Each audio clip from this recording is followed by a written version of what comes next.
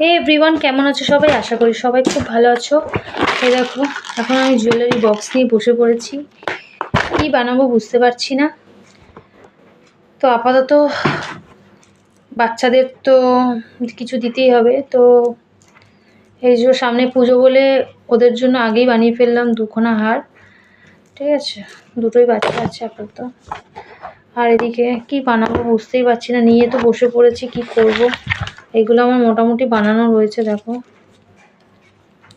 তো এগুলোর এখনও ডেকোরেশন করিনি। আর এদিকে কিছু পার্সেলের অর্ডার ছিল, সেগুলো বানিয়ে রেখে দিয়েছি, এখনও ডেলিভারি করতে পারিনি। এই দেখো, মোটামুটি অনেক কটাই সিম্পল, ছোটো ছোটোগুলো সিম্পলগুলো বানিয়ে রেখেছি, প্যাকেট করে রেখেছি সব।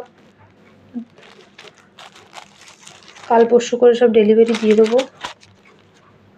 আচ্ছা, একদম ছোট ছোট সিম্পল, খুলে আর দেখালাম না, পার্সেল যাবে। তোমরা যদি কেউ দেখতে চাও তো আমাকে অবশ্যই কমেন্ট করো। এখানে অনেকগুলো 10-12টার মতন আছে।